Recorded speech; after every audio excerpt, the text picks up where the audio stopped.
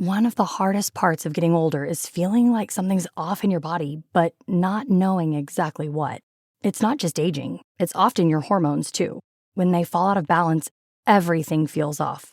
But here's the good news. This doesn't have to be the story of your next chapter. Hormone Harmony by Happy Mammoth is an herbal formula made with science-backed ingredients designed to fine-tune your hormones by balancing estrogen, testosterone, progesterone, and even stress hormones like cortisol. It helps with common issues such as hot flashes, poor sleep, low energy, bloating, and more. With over 40,000 reviews and a bottle sold every 24 seconds, the results speak for themselves. A survey found 86% of women lost weight, 77% saw an improved mood, and 100% felt like themselves again. Start your next chapter feeling balanced and in control. For a limited time, get 15% off your entire first order at happymammoth.com with code NEXTCHAPTER at checkout. Visit happymammoth.com today and get your old self back naturally. All you homeowners have unique needs. Some feel the need to leave up holiday decorations year-round. Others have the need to use their garage as practice space for their new metal band.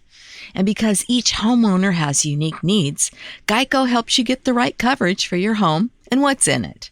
That way, you get exactly what's right for you, even if your needs are unique. Get more with Geico. Hello and welcome to Love Samantha Lee, the More Than Just Pretty podcast. I'm your host, Samantha Lee, and here we explore love, life, spirituality, and relationships through the lens of real beauty, the kind that begins the moment you decide to be unapologetically yourself. Join us as we dive into heartfelt discussions that challenge, inspire, and connect us. Are you ready to embrace your true self? Let's begin. What's up, family? You know it's your girl, Samantha Lee, and here today, I am going to be speaking about a topic I've entitled, Make It Make Sense. Now, a lot of you guys know that I've been really on a different type of journey that I've really ever been on. And it's really heightened a lot of my senses. And it's been a beautiful process. I feel like I've grown really, really, really close to God in this time. And there's just something I got to tell y'all that are trying to walk this path. Okay? Y'all ready? Okay. It's not going to make sense to you. It is not going to make sense to you. And here's why I say this. A lot of times, family, especially on this journey, I have really struggled because I have been taught, and it's been reinforced over and over again in my life, and I'm sure it has in yours, where you have to see it to believe it, where you have to have an understanding of what's going on to really buy in to whatever concept you're trying to believe. And with the kingdom of faith, 9 times out of 10, you are not going to see what you are believing for. And y'all, that can be very hard. It can be very challenging, and it can cause a lot of doubt, uncertainty. The enemy can run amok in those areas, making you question yourself, making you question what you're doing, making you question the sacrifices, making you question the path that you've chosen to take. And so I came on here today to tell you guys, number one, it's not going to make sense. I told you guys last week, there's some ways to know how to know whether or not God is speaking to you. And there's some things that I've learned in that, which is God's word comes with peace. If you have a peace about something, even if it doesn't make sense, you got a peace about something, you know that God is there, right? The enemy can't give you peace. The enemy can only cause chaos and confusion. He does not have the capacity to give you peace. And a lot of times when it's your voice, you're going to make sense. You're going to make it make sense, right? And that means you'll intellectualize whatever you're deciding to do. It's different. God's voice is different. What God is calling us is different. It's not going to make sense. It's not going to make sense. And so I really, y'all, this has been a journey for me because there's been some things that God has asked me to do that do not make sense to me. And that's how I know it's God, because God would not tell me, or I would not tell me to do it. And I know the enemy ain't telling me to do it. And so, y'all, I'm going to give you guys a scenario last week. I'm not going to give specific details, but last week there was something that God called me to do, y'all. It called me to do it. And y'all, let me tell you, I'm going to tell y'all the story without telling y'all the story, okay? So y'all, God called me to do something. And y'all, this is something I would never, and I mean never, I would never do. Okay. And I was like, God, I don't want to do this. Like, this is not me. This is, y'all have to understand something about me. I'm not the most vulnerable person in the world. Like, I'm open, but I'm not vulnerable. Does that make any sense? Like, I can come on here, I can tell you guys what's going on in my life, blah, blah, blah. But I do have, like, I'm realizing how much I have a fear of like true vulnerability, right? I've been hurt before, and I'm seeing that in this journey, how it kind of comes up and makes me want to put up a wall and not necessarily really, I don't know how to describe it, but really give of myself, of things that I can't get back. Right. And so, anyway, God had called me last week to do something that I felt was super vulnerable. And y'all, look, your girl didn't want to do it. I didn't want to do it. I fought with myself. I'm like, no, please, no, anything but that. And then I said to God, y'all gonna love this episode because it's funny. I said to God, listen, if you make me do this, I want a favorable result. Like, if you're gonna put this on my spirit and I do it, I'm obedient, I want a cookie right away. I said, God, because if you don't give me the cookie, I'm going to be disappointed. I don't know how I'm going to handle this. I don't know what's going to happen. Like, I don't see how I can do this, God. Like, if you make me do this, I need you to immediately give me the cookie. Like, immediately. Like, when I say immediately give me the cookie, I mean immediately. I need to get a favorable result right away. Otherwise, God, I'm gonna be mad at you. I'm gonna be mad at you, and I don't know. It's gonna really mess our relationship up. And that, y'all, I'm actually saying this to God, which is, if you think, when I think back on it, I'm like, I'm crazy. Like, what am I actually, like, something's actually wrong with me. Like, there's something that can't be right with me, because who tells God that, listen, if you call me to do this, I'm not going to be happy with you? Who does that? Sam does. But anyway, that's besides the point. So y'all, anyway, God called me to do something I didn't want to do. So in that being said, I go back and forth with him. I cry. I mean, literally on the floor, tantrums, you name it. Sam did it. I'm really struggling with what God is calling me to do. Are you feeling overwhelmed by hormonal changes? If you're a woman, you're not alone. With over 1,000 hormone disruptors in our environment, it's no wonder things can feel out of balance. On top of that, natural changes like PMS, menopause, and other life stages can leave you feeling tired, irritable, and trapped in a constant battle with your body. But here's the good news. You don't have to suffer through it. Hormone Harmony by Happy Mammoth is here to help. This herbal formula fine-tunes your hormones, balancing estrogen, testosterone, and even stress hormones like cortisol, which can contribute to weight gain, racing thoughts, poor sleep, and more. With over 40,000 five-star reviews and a bottle selling every 24 seconds, the results speak for themselves. Ready to feel like yourself again? For a limited time, get 15% off your first order at happymammoth.com using code NEXTCHAPTER at checkout.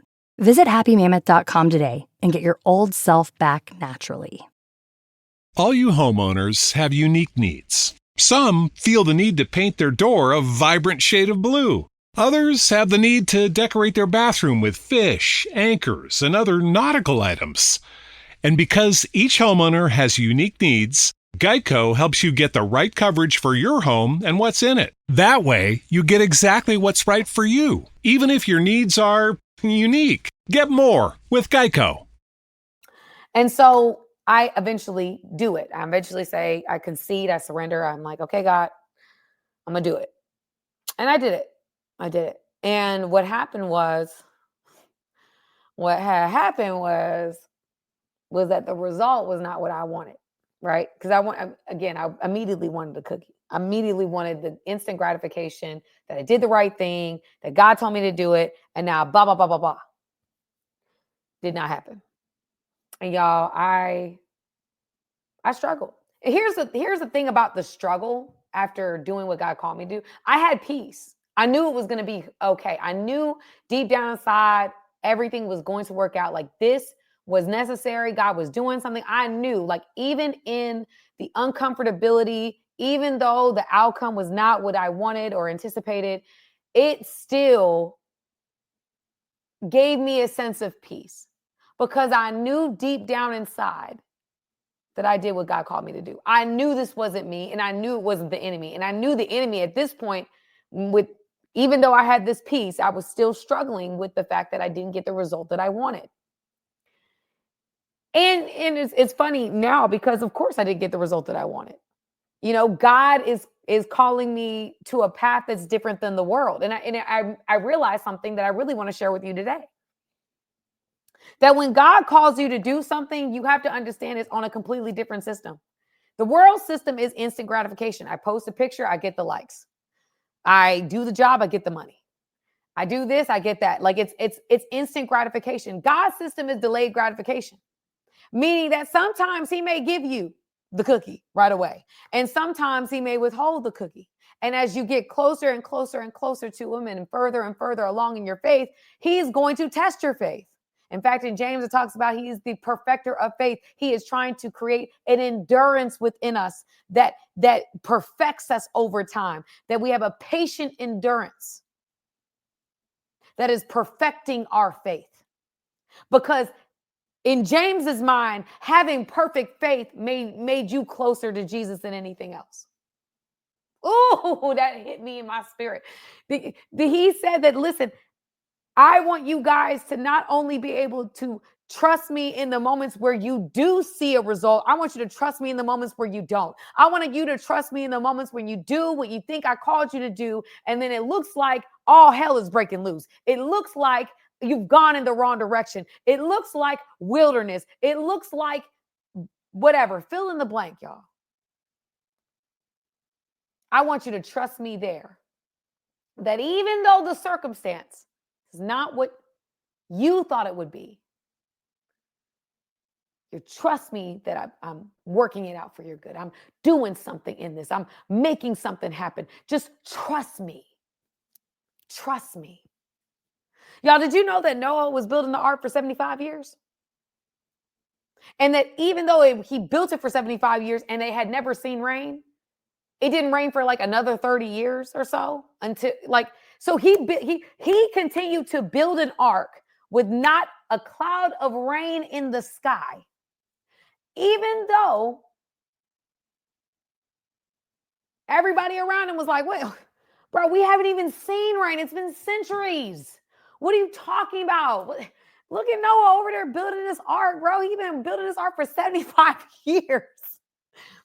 I can't imagine, even when it was done, he didn't even utilize the ark for another couple of decades. But Noah stayed faithful in building that ark, even though there wasn't a cloud in the sky. Family, sometimes, think of 75 years. Some of us can't even wait 7 days.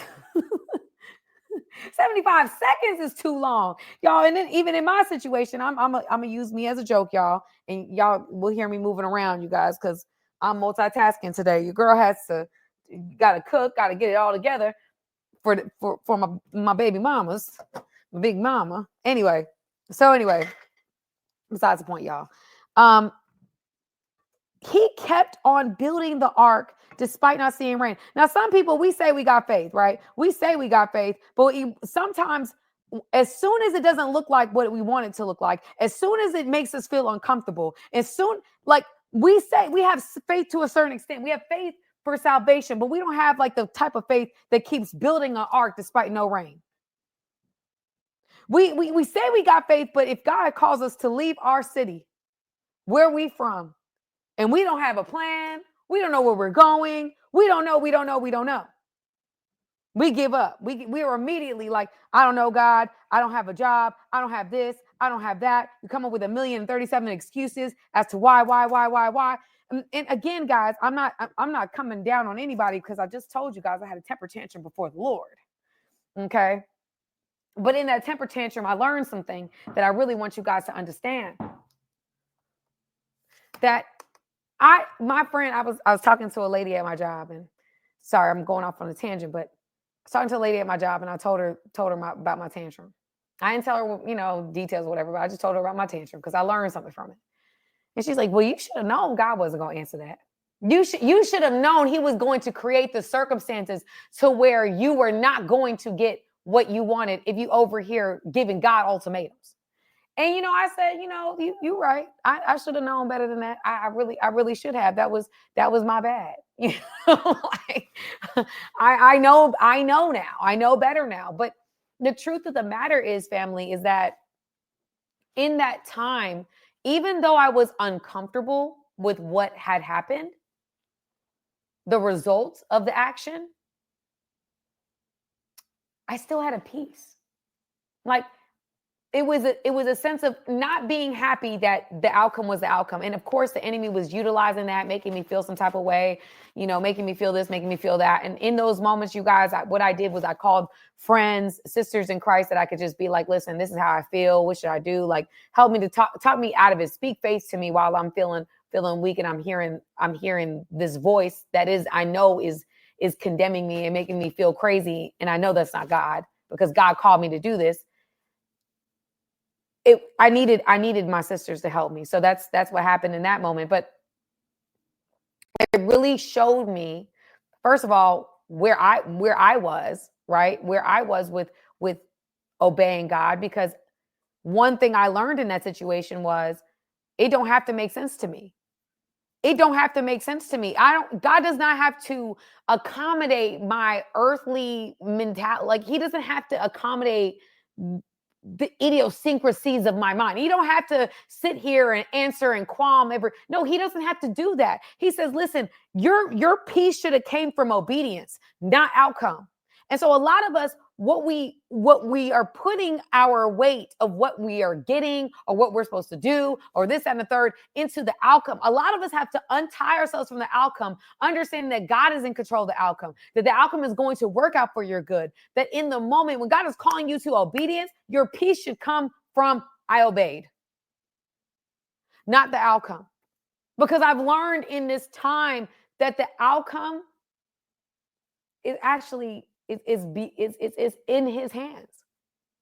It's in his hands. If he's called you to it, he's going to get you through it. And even though I was struggling with the outcome of that particular moment, immediately I had peace, because the peace came from obedience. He gave me peace, but I was struggling with the outcome. So I took me out of peace into chaos and confusion, because I wanted a result from what I was doing. And God was like, no, you're not. You're going to have this little tantrum, and we're going to get to the bottom of your issue, because that's really what this is all about. Like, even though there's something that I used whatever you had to do for, there's a purpose to that. And there's also a purpose to you, that I knew that there was an aspect of yourself that you were struggling with that may not come up all the time, because I'm an open individual. I'm somebody that, I make friends very easily. I can go into different environments. I go online, I share. I'm not one of those type of people that are very closed off. But in that instance, I realized that there was a certain level that I struggle with deeply. And God was like, I need you to trust me, that if I'm putting you in this position, there's a reason. And it's a good reason. I'm not going to just have you out here like that for no reason. And I understood that.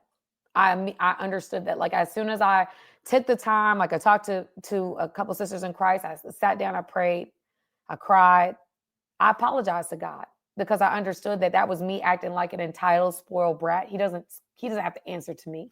Who am I? What I should have found peace in was being obedient. Like, that's where I should have, when I did what I was supposed to do, I left it at that. Okay, everything else is in God's hands. Now, I would like this result, but I'm not going to have a whole tantrum and get mad at God and say, forget God, I'm done with this. Like, no, I'm going to sit in it and say, okay, well, I'm being obedient. It's eventually going to work out for my good. And God told me that night. I mean, that night, y'all, I was sitting there, and he just gave it to me. He was like, who do you like, girl? No, this is the problem. This is what we need to get at. I'm breaking you out of this instant gratification system that this world has warped your mind into believing is the way to go. Everything is delayed gratification. I'm setting you up to fail, to always make things easy, always make an outcome just appear. No, I have to show you delayed gratification. That is the way of the kingdom. That's not real faith. It's not real faith if I'm doing it, I'm like, give me a cookie. Doing it, give me a cookie. Like, no, that's not real faith. That's not life. Life sometimes happens very fast, but most of the time we be working, and then all of a sudden your life changes. All of a sudden something happens. All of a sudden an Amazon comes from a business that was working in a room, broke down room somewhere, and now it's an Amazon. All of a sudden something happens. You've been working for 10, 20 years on this project, and then all of a sudden, that's what God was showing me. God was showing me that a lot of times it's hard to think, and I'm being honest with you, it's hard to think about the length of time sometimes you have to wait, the waiting period. It's actually really, really hard to wait. Really, really hard to wait when you don't know how long you're waiting. Y'all, I was working out with my trainer this morning, and every time he tells me something, I'm like, how many of you I got to do? I got to do 50? I got to do how much? 100? 20? What do I do? And I realized that, like, that's just how my mind is. It's like, okay, I can set my mind up to prepare for X, Y, and Z. In God's system, that is not how he works. That is not how he works. Do you trust me? Period. Do you trust that if I said I was going to do it, then I'm going to do it? That if I brought you to it, I'm going to get you through. Do you trust me? Do you really, really trust me? And a lot of times, because we don't see it, it's not in our face. We don't know what's going on the other side. We don't. We trust for a week, 2 weeks, 2 months, 3 months. We give up and we do what? We take control. We take the power back and try to create, just like Sarah and Abraham, try to create a baby with the maidservant and create an Ishmael, when the promise was Isaac. But they took it into their own hands and created an Ishmael because they were tired of waiting. There was some Israelites that never made it to the promised land because they were tired of waiting. They settled in the wilderness. The reality is there's more of us with wilderness mindsets than promised land mindsets. More of us. Most of us want to be comfortable. Most of us do not want to wait on a promise. Most of us do not want to prepare for the promise. Most of us just want it to happen. And I see that a lot of times with different things that people want. Like I've heard with marriages or different things like, oh, I want this marriage, that marriage. And they're like, I want it because I want it, I'm ready for it. No, you can desire marriage and completely not be ready for it. I've learned that God's process with marriage and finding somebody is complex, y'all. It's all over the place. It doesn't look like how we find love in America. When we find love in America, it's got to be easy. God's way is hard. God's way comes with challenges. God's way comes with us understanding patience and differences and this, that, and the third. Why? Because he's actually preparing you for marriage. And what we do is we're like, I don't want that. That's hard. Well, that's because that's part of the problem. We want it easy, and marriage ain't easy. I heard somebody say this, and it's so true. If relationships wouldn't be so hard if we didn't think they were so easy. They're not easy. And that's why God has a preparation process. But because we desire it so bad, we're like, oh, well, we're ready because I want it so bad. No. There's a preparation process. Are you selfish? Do you think of just you? What about this? What about that? Are you patient? Are you kind? Are you loving? Do you boast? Are you prideful? Like there's a lot of different things and aspects of love that we don't wait to figure that out. We just jump into it and say, oh, we'll find out on the journey. No, that's why our divorce rate is the way it is. Because we confuse desire with preparedness. We confuse desire with I'm ready. No, you just want it. My baby wants to drive my car. Is she ready? No. She's 6 years old. There's no way she can handle my vehicle, but she wants to drive the car.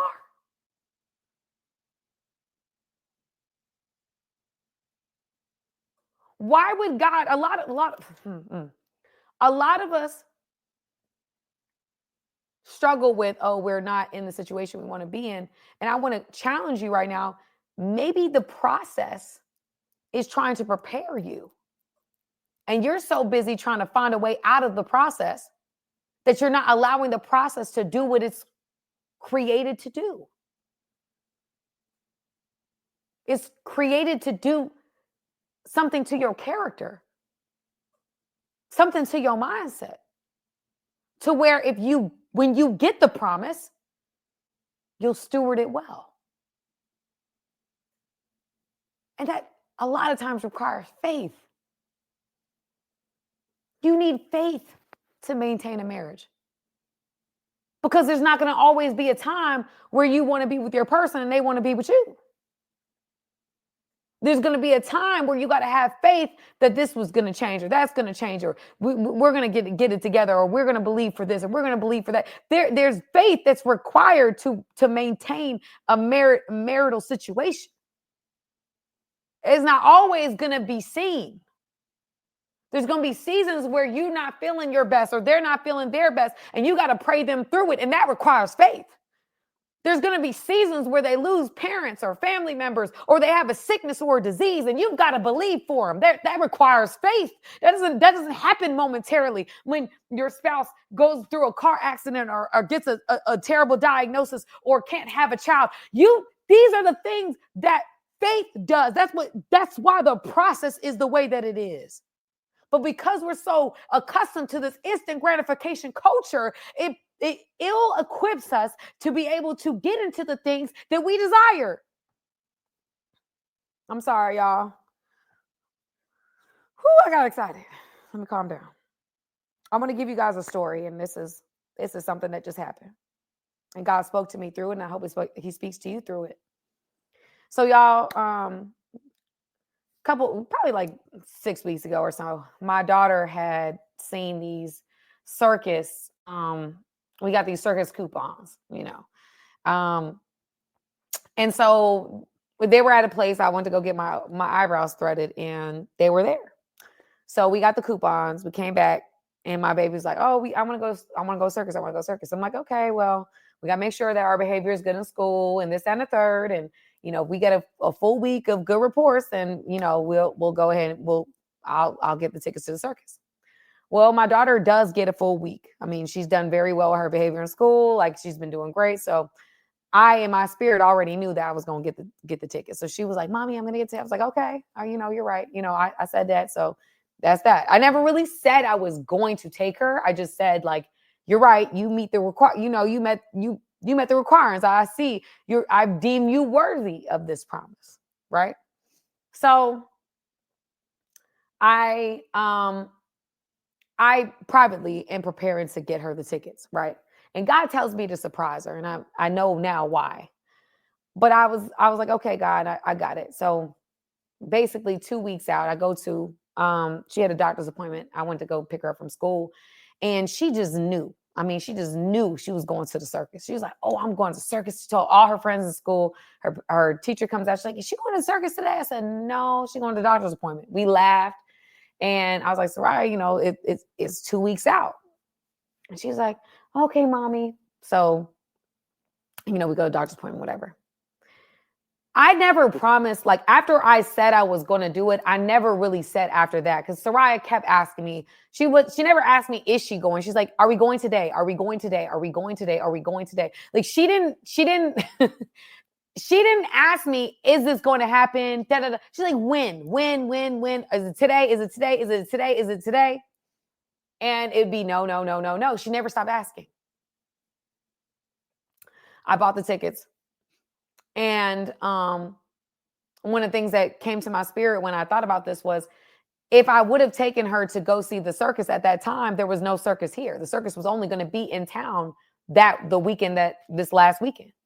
So even though she wanted it at that moment, even if I physically drove her to where the circus was supposed to be, nothing was there. Right? So there was a process, there was something I had to wait on in order to give her what she was looking for. So anyway, let's continue. So there was, we wait on circus. I buy the tickets for the circus, but I do not tell her that we're going to the circus. I was instructed to surprise her. So I'm like, okay, that should be fun. So the thing about my daughter, and I think it's just children in general, Soraya didn't stop her life because she wanted to go to the circus. Soraya continued to enjoy every single day. She asked me if she was to the circus. I said no. She moved on about her day. She still made the best of every moment, even if she wasn't getting what she actually was asking for in the beginning. She continued to live her life. She continued to wait expectantly for me to take her to the circus. And then one day, all of a sudden, we're driving. I'm telling her we're going to the movies. We pull up. She's like, Mommy, there's a lot of people here at the movie theater. She's like, this doesn't look like the movie theater. This is where I watch Bluey. I say, yes, Soraya, you're right. It does kind of look like that place. We go in, we park, whatever. We walk up. We go inside. She's like, Mommy, what is that? What is this? And, they have the little circus things out, the Ringling Brothers circus stuff out. And so I was like, Soraya, you want to know a surprise? And she's like, what? I said, we're not going to a movie. She said, I'm not. She was like, no. I was like, I took you to the circus. No. Mommy, this is the clown place? I said, yeah, baby, it's the clown place. She's like, Mommy. So I took her, I let her to see like that, we did and were in fact at the place that I had promised her that we would be going to at some point. I just never told her when. And it wasn't because I was being cruel. The circus physically was not in town. That I had to wait until a certain time to give her what she was looking for, because that was when they were in town. That was when it was possible. That was the best possible time for us to go. Any other time we go to that same arena, there would be nobody there. Family, some of us get so impatient with God. And we stop waiting expectantly for him to move. We allow the process to overwhelm us and disappoint us and make us upset with him, when the process was to prepare us. Because see, Soraya knew that once I said we were going to the circus, she never stopped believing she was going to the circus. She asked me every day. I'm talking about for weeks. She was like, well, it was about 2 weeks. She was like, I'm going to circus. I'm going to circus. I'm going to circus. Are we going to circus? Are we going to circus? She just knew. She never stopped saying, oh, well, I guess I'm not going to circus because I haven't gone. No, she knew that if I said it was going to happen, it was going to happen. I didn't give her proof that I was buying the tickets. She never saw a receipt. She never saw me go online to purchase them. She didn't see any of that. I did that on my own. And a lot of times, because we don't see what God is doing on the other side, we give up. We stop waiting expectantly. And we think he's just being cruel. It says in the Bible, and I'm gonna bring up this verse.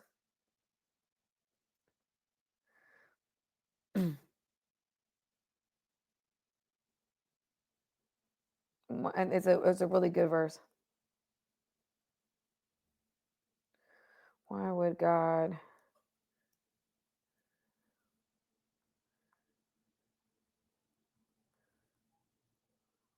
Let me see if this verse pops up, y'all, because my phone be acting up. It says in Matthew 7:9-11, it says, or what man is there among you who, if his son asks for bread, will you give him a stone? Or if he asks for a fish, you will give him a serpent? There's more to that verse. And he basically says, if you, okay, here we go. because they didn't give me the whole thing. And that's the enemy is trying to get in the way of this message, y'all. Somebody needs this. Come on.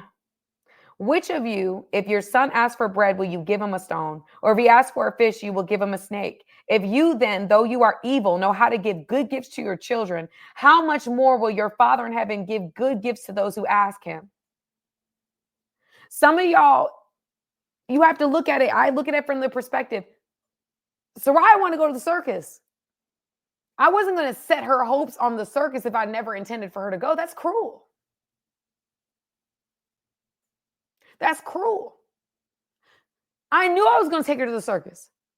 I wasn't going to keep telling her every day I'm going to take her to the circus. I said, yes, I'm going to take her, and then that's it. Wait on me. I love my daughter. I want her to be happy. And so, yes, we eventually got to the circus. But it had to be the right time. Had to be the right place. It had to be the right conditions for that to happen. She didn't know that the circus wasn't in town. She didn't know that I had to purchase tickets, do this, do that. She didn't know the process. She just trusted the promise. Thank you, Holy Spirit. Owning a boat comes with a number of perks, like being able to say ahoy or land ho and not feel weird about it. So here's another perk. Geico's boat insurance offers access to the largest towing fleet on the water. And with specialist support from agents that are as passionate about boating as you are, there's so much value that you'll want to say, shiver me timbers, and not feel weird about that either. Get more with Geico. That if you and if somebody listening, y'all have kids or don't have kids, but just imagine yourself, or you have parents, or somebody who raised you, people that love you, you want to give them what they want. And we're not perfect human beings. We're not. We're flawed, very flawed. If we still want to give good gifts to our children, how much more will your Father in heaven give good gifts to those who ask him?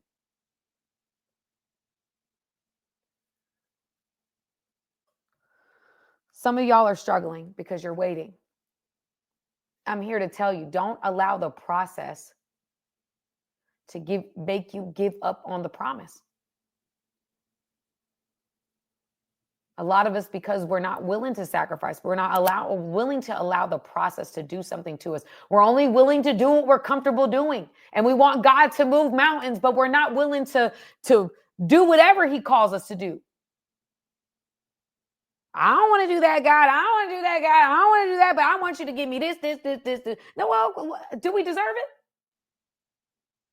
You want God to move a mountain, but you're not even willing to give him, move from your chair to the prayer wall or the prayer closet. You're not willing to give him 15 minutes a day, but you want him to move a mountain? God wants to give you good gifts. But he would be irresponsible as a father to give you a gift when the conditions are not met that would best facilitate the promise. If you are not ready for what you are praying for, and he gives it to you, a blessing can very much become a curse. He's a good father, and he wants to give you good gifts. But if he gives you a good gift at a season, or a good gift when you're not responsible, or a good gift when you're not healed, or a good gift when you're not in the mindset or the mentality or the place in your life where you can steward that gift well, he's giving you a curse. I can't put Soraya in the driver's seat of my car at 6 years old and say, oh, I'm being a good mom because that's what she wants. As a parent, you make the decision and use your discernment to say what your child is or is not ready for. And that's what our God does. So instead of fighting the waiting, instead of fighting what God is doing in your life, surrender. Stop trying to swim against the current. Surrender. Surrender to the process. Surrender to what the process is going to do in and through you. In Genesis 50:20, I think it was one of my favorite verses. When Joseph, at the end of his whole situation, has an epiphany. His brothers are now apologizing for the things that they've done in their own backwards way. And he responds and he says, "You intended to harm me, but God intended it for good, to accomplish what is now being done, the saving of many lives." That Joseph had enough foresight to understand that this life is not just about me and not just about you. It's about God's display. It's a bigger picture. There's a bigger thing at work here. And if we just surrender to the process, allow God to be God and us to be mere mortals and trust his process, maybe, just maybe, we'll get our gifts much faster. Thank you for spending your time with us on Love Samantha Lee, the More Than Just Pretty podcast. It's been a privilege to share this space with you where we celebrate being unapologetically ourselves. I hope today's episode has encouraged you to embrace your own unique beauty and the beauty in others. Don't forget to join us or follow our community on social media. Share your journey and your insights. We want to hear from you. Let's continue this conversation. And until next time, remember, real beauty starts with you being true to yourself. I love you, family, and I'm going to talk to you soon.